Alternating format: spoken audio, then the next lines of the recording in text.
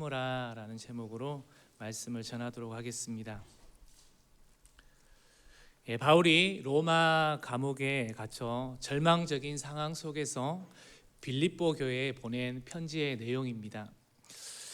빌립보서는 역설적으로 기쁨의 서신이라고도 불립니다.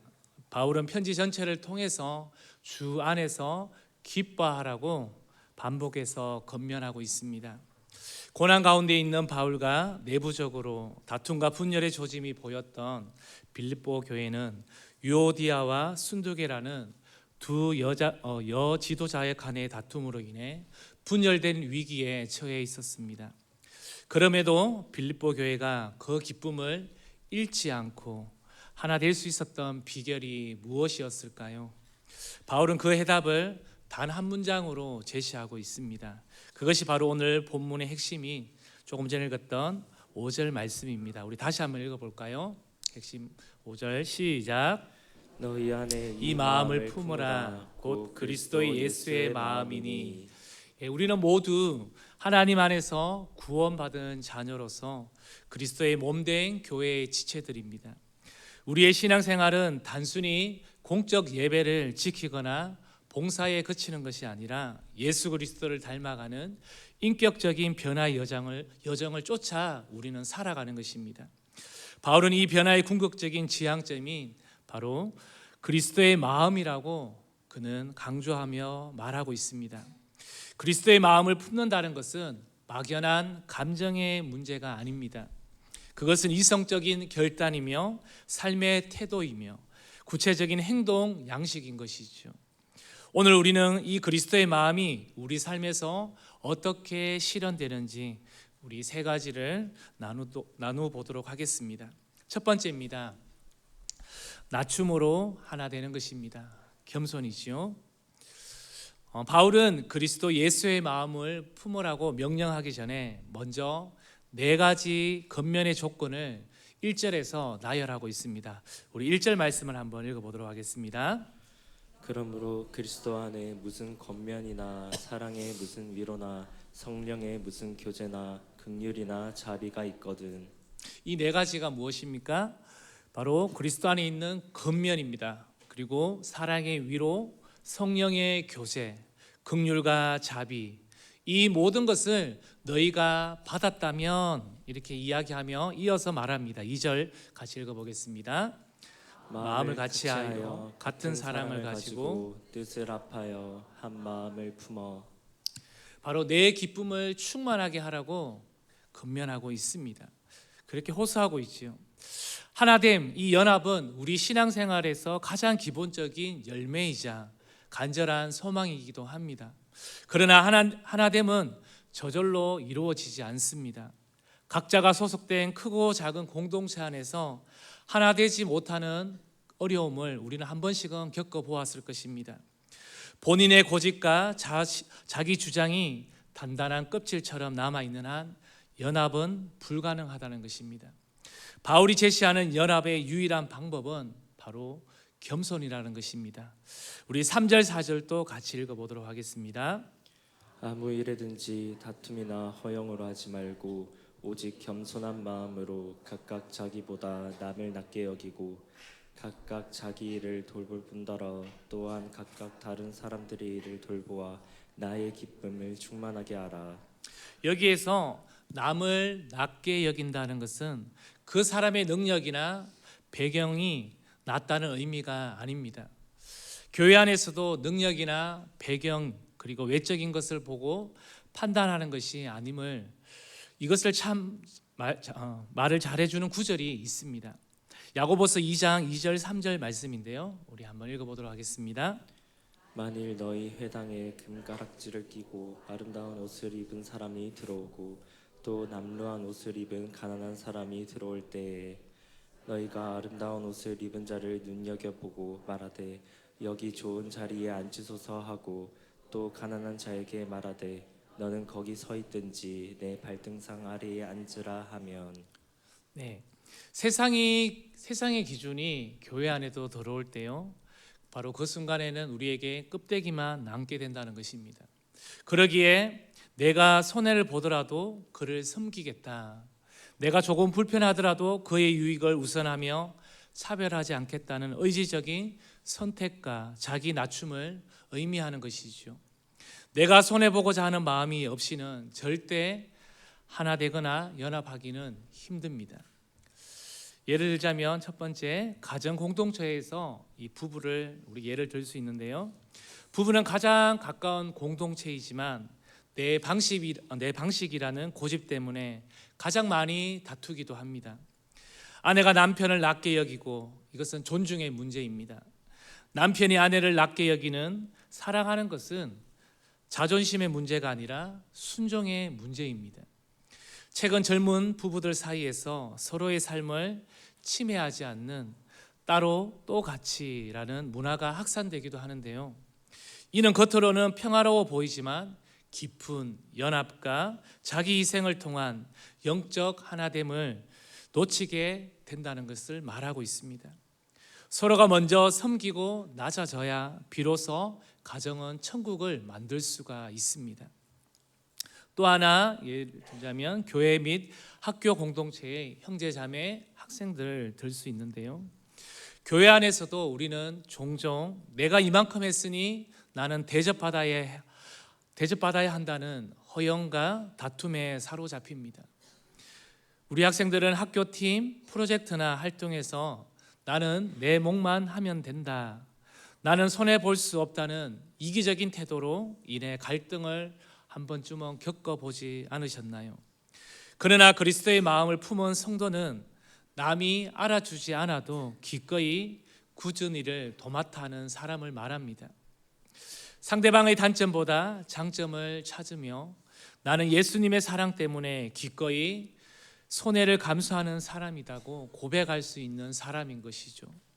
우리가 서로를 낮아짐과 겸손으로 대할 때 비로소 우리의 외식은 깨지고 그리스도의 마음이 드러나며 진정한 하나됨의 기쁨이 교회 안에 충만하게 될 것입니다. 두 번째입니다. 비움과 순종입니다. 희생을 말하지요. 앞에서 겸손을 통한 하나됨이 있었다면 두 번째는 그 겸손의 궁극적인 근거가 바로 그리스도 예수의 자기 비움과 순종이라는 것입니다. 우리 5절에서 8절까지 우리 같이 한번 읽어보도록 하겠습니다. 너희 안에 이 마음을 품으라. 곧 그리스도 예수의 마음이니 그는 근본 하나님의 본체시나 하나님과 동등됨을 취할 것으로 여기지 아니하시고 오히려 자기를 비워 종의 형체를 가지사 사람들과 같이 되셨고 사람의 모양으로 나타나사 자기를 낮추시고 죽기까지 복종하셨으니 곧 십자가에 죽으심이라. 아멘. 예, 작은 1번인데요. 자기를 비우신 그리스도입니다. 예수님은 근본 하나님의 본체, 즉 본질적으로 하나님과 동등하신 분이심을 말씀하고 있습니다. 그러나 그분은 그 신적인 특권과 영광을 굳게 잡고 있을 것으로 여기지 않으셨습니다. 즉 취할 것으로 여기지 않으시고 이것을 우리는 비움이라고 말합니다. 신성을 버리신 것이 아니라 하나님의 아들이 누릴 마땅한 권리, 영광, 특권을 스스로 내려놓으셨다는 것이죠. 자기를 비워 가장 낮은 종의 형체를 그는 입으셨습니다. 그것을 취하셨습니다. 이것이 바로 성경이 말하는 성육신입니다. 작은 2번입니다. 죽기까지 순종하신 그리스도입니다. 그 비움의 절정은요 8절에서 말씀하고 있는데요. 우리 8절 말씀을 같이 읽어보도록 하겠습니다. 사람의 모양으로 나타나사 자기를 낮추시고 죽기까지 복종하셨으니 곧 십자가에 죽으심이라. 이 순종은 수동적인 복종이 아니라 아버지의 구원 계획을 완성하고자 하는 능동적이고 의지적인 복종이었습니다. 우리가 잘 아는 요한복음 13장에 예수님이 제자들에게 행하는 세족식 이야기가 나옵니다. 예수님은 제자들의 발을 씻기셨는데요. 이는 주인이 종에게 하는 행동입니다. 특히 베드로의 발을 씻기는 그 행위는 하나님이 인간을, 스승이 제자를, 왕이 백성을 섬기는 종의 형체의 마음을 보여주는 구체적인 행동의 본대 모습을 예수님께서 보여주는 가장 좋은 사례입니다. 또 겟세마네 동산의 예수님의 기도를 우리는 잘 압니다. 십자가를 앞두고 예수님은 인성을 지닌 채 고통스러워하셨습니다.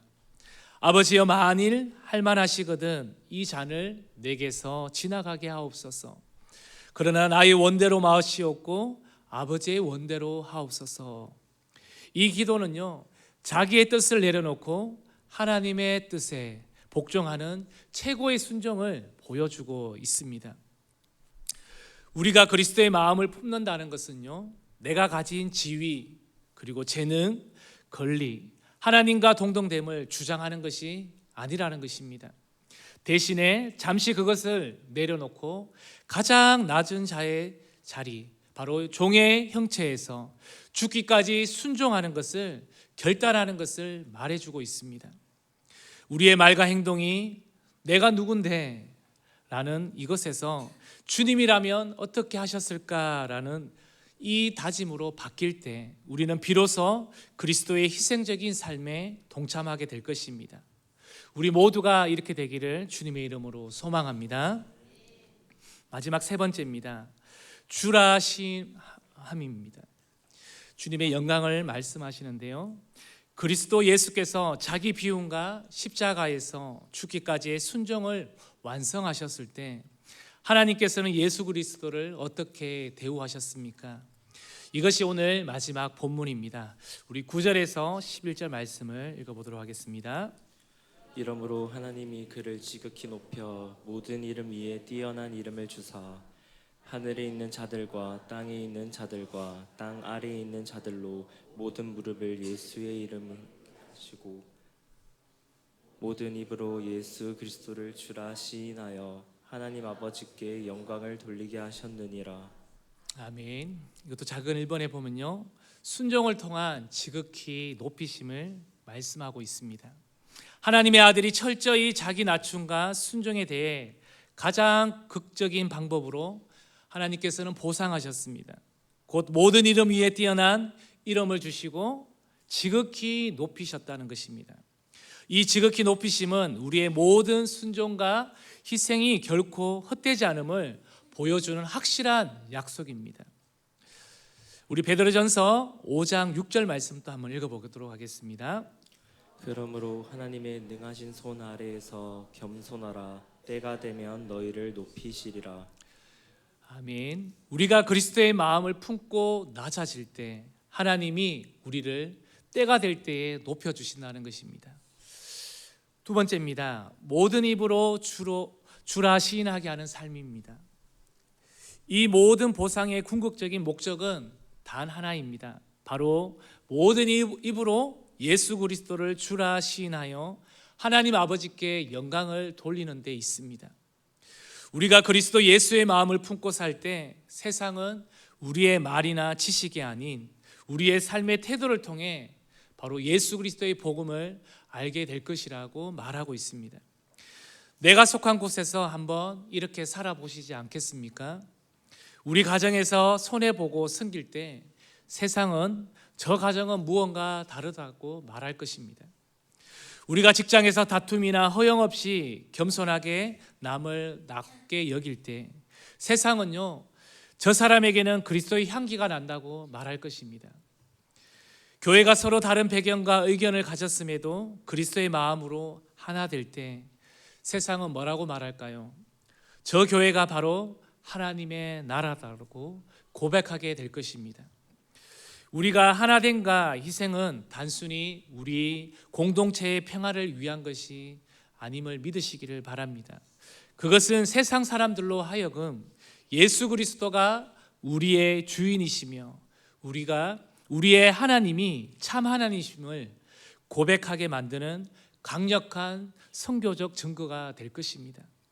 이것이 바로 우리가 그리스도의 마음을 품고 살 때에 하나님의 자녀답게 사는 방식이며 온 세상에 하나님의 영광을 드러내는 궁극적인 목표임을 믿으시기를 바랍니다.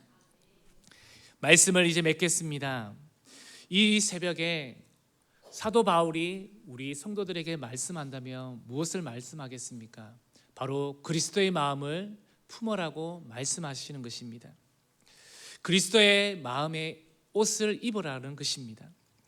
사랑하는 성도 여러분, 오늘 우리는 빌립보서 말씀을 통해서 그리스도 예수의 마음을 품는 것이 막연한 도덕적인 의무가 아니라 생명과 연합의 유일한 길임을 우리는 확인해야 될 줄로 믿습니다. 그 길은 세 가지입니다. 앞에서 말했는데요, 정리해서 다시 한번 말씀드리겠습니다. 다 적지 않아도 됩니다. 겸손입니다. 자기보다 남을 낮게 여기고 손해를 감수하는 연합의 길입니다. 우리 다 같이 한번 읽어보겠습니다. 겸손입니다. 남을 낮게 여기고 손해를 감수하는 연합의 길. 두 번째입니다. 비움과 순종입니다. 자기 권리를 내려놓고 아버지의 뜻에 죽기까지 복종하는 길. 영광입니다. 그 순종을 통해 예수님을 주로 시인하게 하여 하나님 아버지께 영광을 돌리는 길. 우리는 오늘 이 세 가지, 겸손과 비움과 순종, 그리고 그리스도께 영광을 돌리는 것을 우리의 가장 가까운 관계부터 한번 시작해 보십시오. 배우자에게, 그리고 자녀에게, 그리고 직장 동료에게, 그리고 목장 식구에게, 또 셀원들에게 오늘 당장 이 그리스도의 마음을 한번 입어 보시기를 바랍니다. 내가 먼저 섬기며 내가 먼저 손해를 감수하시면 됩니다. 내가 이기려고 하니까 내가 이 자리에서 내 자존심이 드러나야 되기 때문에 늘 우리는 부딪히고 넘어지는 것입니다. 교회 안에 특별히 이런 일들이 더 많이 일어납니다. 특별히 높은 자리에 있는 사람들이, 리더 이 자리에 있는 사람들이 더 많이 무너지고 넘어집니다. 그래서 우리는 더 기도해야 됩니다. 우리가 그 길을 걸을 때 하나님은 예수 그리스도를 지극히 높이셨듯이 우리를 통하여 하나님의 영광을 이 땅 가운데 충만하게 드러낼 것입니다. 그리스도 예수의 마음을 품고 기쁨으로 승리하는 저와 여러분의 삶이 되시기를 주님의 이름으로 축복합니다.